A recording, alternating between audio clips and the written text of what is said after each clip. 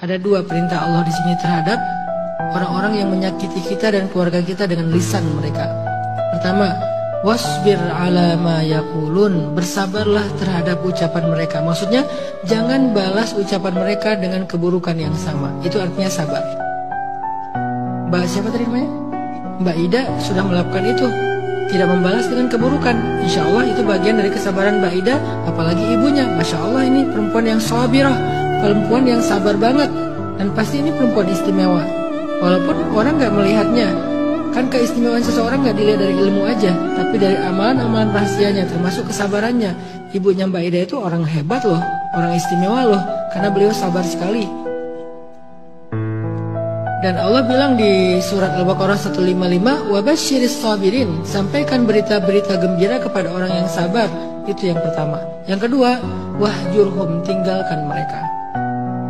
Jadi kalau Mbak Ida nggak mau ketemu dengan mereka, karena nggak mau semakin terusik, nggak mau semakin terganggu, itu memang perintah Allah, wahjurhum. Dan itu bukan memutuskan silaturahim. Apalagi dia belum berubah. Setiap ketemu, dia akan menyakiti kita dengan lisannya. Atau kadang-kadang kalau ketemu, di depan dia baik-baik, tapi di belakang dia akan membicarakan kita. Ada tipe orang yang kayak gitu. Pas di depan tuh kayak manis banget, jadi ngorek-ngorek terus masalah kita. Tapi di belakang masalah itu dibicarakan, bahkan dibumbuin dengan fitnah-fitnah. Karena saya juga pernah kayak gitu.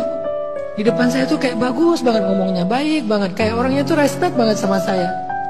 Jadi saya jadi nyaman kan ngobrol sama dia kan. Walaupun saya nggak pernah ngomongin rahasia saya, tapi lebih kayak sibuk apa sekarang, begini-begini, tinggal di mana sekarang, dan segala macam. Sebetulnya itu informasi yang kemudian dijadikan bahan untuk memfitnah, sombong, apalah segala macam. Ada tipe orang yang kayak gitu. Jadi ketemunya kita dengan dia banyak mudaratnya ketimbang maslahatnya. Sehingga Allah bilang wahjurhum, tinggalkan mereka. Hijrah itu artinya pindah atau pergi atau tinggalkan. Jadi Mbak Ida, kalau itu kondisinya dan itu niat Mbak Ida untuk tidak ketemu dengan dia, itu bagian dari hijrah yang memang dianjurkan demi menjaga maslahat, supaya tidak muncul mudarat antara kita atau menjadi nambah dosa bagi dia. Kalau ternyata dia udah minta maaf, apakah ada kewajiban kita untuk selalu ketemu dia? Tergantung. Kalau dosanya berat banget, rasa sakit yang diberikan itu belum hilang sama sekali, atau masih ada tersisa di hati kita, tidak ada paksaan untuk kita harus langsung ketemu. Karena Nabi pernah sakit hati sama Wahsy.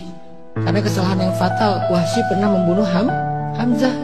Ketika Wahsy masuk Islam, Nabi menerima Islamnya. Nabi memberi dia zakat dan berbagai macam kebutuhan dia. Tapi Nabi bilang gini, Wahsy, kalau kamu bisa menghindar dari saya, menghindarlah. Kenapa? Apa Nabi masih dendam? Enggak. Apa Nabi tidak memaafkan? Memaafkan. Kenapa nggak mau ketemu? Setiap melihat Wahsy, Nabi teringat tentang Hamzah, dan itu semakin menyakiti perasaan Nabi. Luka itu butuh waktu buat sembuh. Meskipun kita sudah ikhlas, dia tetap butuh waktu untuk sembuh. Meskipun kita sudah memaafkan, dia tetap butuh waktu untuk sembuh. Maka biarkan dia sebentar sampai itu sembuh. Gak ada salahnya untuk menjaga jarak sampai kita bisa netralisir lagi. Gak bisa juga kita terlalu perfeksionis mengatakan, kan katanya udah dimaafin, kok gak mau ketemu? Kamu gak bijak ya memahami tentang perasaan. Karena makanya jangan gampang melukai orang terus minta maaf, melukai terus minta maaf. Memang segampang itu membolak-balikan hati? Gak segampang itu. Yang penting hati kita gak dendam. Yang penting kita nggak mau membalas keburukan dengan keburukan. Soal luka itu butuh waktu, itu manusiawi. Baru disebut berlebihan kalau kita mengharapkan dia celaka. Kayak cerita tadi, masuk ke dalam truk molen. Itu namanya dendam, punya niat buruk kan gitu ya. Tapi kalau saya udah memaafkan dia, kalau dia minta maaf ya, saya udah memaafkan dia. Cuman saya kalau ketemu dia, ingat dulu ketika dia menghina ibu saya masih belum bisa menghilangkan rasa sakit dan sedihnya. Ya nggak apa-apa, butuh waktu. Minta sama Allah, ya Allah sembuhkanlah luka saya. Rabbi syrah li sadri, ya Allah lapangkanlah dada saya. Sampai nanti udah netral, baru balik lagi. Jadi Mbak Ida, gak apa-apa. Kalau Mbak Ida masih menjaga jarak dengan orang tersebut, bukan memutuskan silaturahim, hanya tidak mau muncul mudarat. Allahu a'lam.